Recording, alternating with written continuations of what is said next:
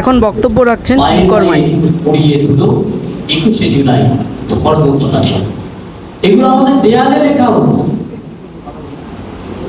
তাই এই অতীতটাকে স্মরণ করতে হবে, যেটা আমাদের সভাপতি রামেন্দুদা মহাশয় আগের ভিডিও করেছে। আপনারা দেখছেন বাংলা খবর ইউটিউব চ্যানেল। বিগত কাল অর্থাৎ 12ই জুলাই তৃণমূলের একগুচ্ছ নেতা নেত্রীদের নিয়ে একটি আলোচনা সভা হয়ে গেল পুরসুরার একটি মিটিং হলে। একগুচ্ছ নেতা নেত্রীদের প্রতিশ্রুতি এবং তাদের 21শে জুলাইয়ের যে প্রস্তুতি মঞ্চ বা সভা, সেই নিয়ে আলোচনা হলো। কি আলোচনা হলো সেই ভিডিও আপনাদের সামনে তুলে ধরলাম, আপনারা দেখুন খবর বাংলা ইউটিউব চ্যানেলে। এই সভায় উপস্থিত ছিলেন মেহবুব রহমান, রামেন্দু সিংহ রায় এবং আরও অন্যান্য নেতা নেত্রীরা। মিটিংয়ের মূল এজেন্ডা বা মূল লক্ষ্য হলো সব ভুলে একসাথে কাজ করতে হবে, কিভাবে এবং কার নেতৃত্বে কত লোক যাবে শহীদ দিবসের দিনে ধর্মতলায়, সেই নিয়ে প্রস্তুতি তুঙ্গে এবং সেই মিছিল এবং আরও তার আগে যে সমস্ত মিটিং মিছিলগুলো হবে, পথসভা হবে, সেই নিয়ে আলোচনা সভা। আমরা বিভিন্ন নেতৃত্বে, অঞ্চলের নেতৃত্বের মুখে শুনেছি আমাদের সম্মানীয় সভাপতি কনক্লুশন করবেন, শেষে বলবেন, সবটাই বলবেন। তবু আমরা পুরোটা অঞ্চলের নেতৃত্বের মুখে শুনেছি কথা, তো তার যে নির্যাস আমাদের কানে এসছে, আমরা শুধু একটাই অনুরোধ করবো, মাস্টারমশাই বললেন একই কথা, আমরা অনুরোধ করবো যে পুরোনো দিনটা মনে রাখবেন, যে পুরোনো দিনে আমরা কিভাবে গিয়েছিলাম, এই 21শে জুলাইকে আমরা কিভাবে সম্পাদন করতাম। তখন সরকার ক্ষমতায়, আমাদের দল ক্ষমতায় নেই, কিন্তু আমরা 21শে জুলাই ধর্মতলা ঘটিয়ে দিতাম। রেকর্ড সংখ্যক মানুষ কলকাতায় জড়ো হয়েছে। এখন যেন এই হতাশা আমাদের প্রতি মাঝে মাঝে ক্লাস করছে। এই সমন্বয়ের অভাব এখনো পঞ্চায়েতগুলো আমাদের আছে, পঞ্চায়েত সমিতি আমাদের আছে। অতএব বিগত দিনের থেকে আমরা অনেকটা বলিষ্ঠ হয়েছি, পুরুষ্ট হয়েছি। সেই মানসিকতা নিয়ে আমাদেরকে কিন্তু যেতে হবে। 21শে জুলাই যে 13 জন শহীদের মৃত্যু হয়েছিল, সেই শহীদদের স্মরণ সভা করার জন্যই তৃণমূল সরকারের প্রত্যেক বছরের এই কর্মসূচি। সেই অনুযায়ী তারা ধর্মতলায় হাজির হন আজকের জন্য সেই মিটিং। অনেক তো নিজেদের মধ্যে দলাদলি, অনেক তো একে অপরকে হারিয়ে দেবার চেষ্টা, অনেক তো হল ওকে ডাউন করে দিয়ে প্রতিশোধ নেওয়া। এবার কি আমরা ভুলতে পারি না? এবার কি ঐক্যবদ্ধ হতে পারি না? এবার কি 26-এ এখান থেকে একটা বিধায়ক নির্বাচন করতে পারি না? এই 21শে জুলাই শহীদ তর্পণে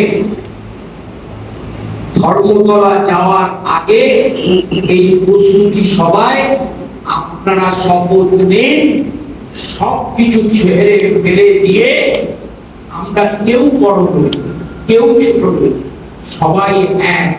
লিডার একটা মমতা বন্দ্যোপাধ্যায়, সেনাপতি একটা অভিষেক বন্দ্যোপাধ্যায়, এদের নেতৃত্বে পুরসুরা 2026-এ আমরা 25 থেকে 30,000 ভোটে জিততে পারি। প্রচার তো আমরা বেশি করেছি, আমরা তো বেশি মানুষের কাছে গেছি। বিজেপি তো সেভাবে যেতে পারেনি এই নির্বাচন, তবু কেন ভোট দিল বিজেপিকে? একবার ভেবে দেখবেন না? একবার অ্যানালিসিসটা করবেন না যে আমার মুখটা ফুলে গেছে, এই পোড়া মুখটা মানুষ পছন্দ করি, তাই লক্ষ্মী ভান্ডার পাওয়ার পরেও ভোটটা দিত।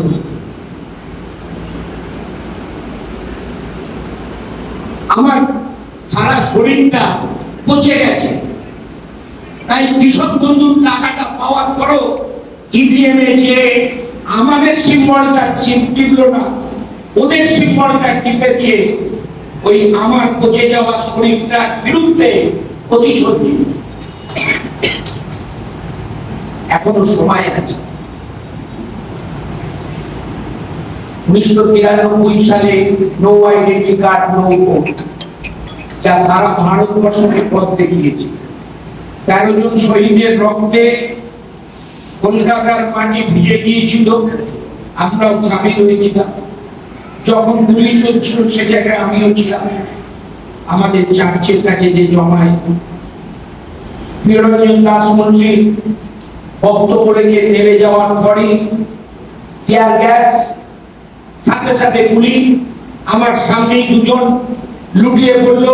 আমি তুলতে যাচ্ছি, একটা ডাব বিক্রেতা টেনে তার হুমকির আড়ালে টেনে নিয়ে চলে গেল।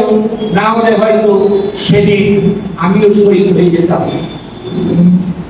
তাই আজকে ওই শহীদগুলোর কথা একবার চিন্তা করবেন না, যারা জীবন দিল, যাদের রক্তের ওপর ভিত্তি করে আন্দোলনের বুনিয়াদ তৈরি হলো। সেই আন্দোলনের বুনিয়াদকে ভিত্তি করে 2011 সালে আমরা ক্ষমতায় এলাম। 2013 সালে পঞ্চায়েত নির্বাচনে আমরা ক্ষমতায় এলাম। আর পঞ্চায়েত নির্বাচনে জয়লাভ করার পরেই শুরু হয়ে গেল নিজেদের ভেতর রশি টানাটানি। একমাত্র অসুখ হচ্ছে পঞ্চায়েত নির্বাচনে ওই চেয়ার, ওই টেন্ডার আর ওই ক্ষমতা।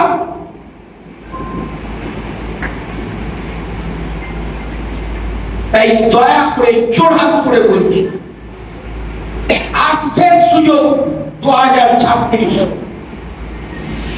যদি এই 2026-এ সকলে এক হয়ে, কোনো ভাগাভাগি নয়, কে আমার পক্ষে ও ওর পক্ষে, এই চিন্তাধারা দূরে সরিয়ে রেখে আমরা মমতা বন্দ্যোপাধ্যায়, আমরা অভিষেক বন্দ্যোপাধ্যায়, আমরা তৃণমূলে আমরা জোড়া হয়ে এই প্রতিশ্রুতি নেই, তাহলে 13 জন শহীদ আজকে তারা যেখানেই থাকুক তারা শান্তি পাবে, তারা আনন্দ পাবে, তারা বলবে আমাদের দেওয়া রক্ত ব্যর্থ হলো না। আপনারা দেখছেন বাংলা খবর ইউটিউব চ্যানেল।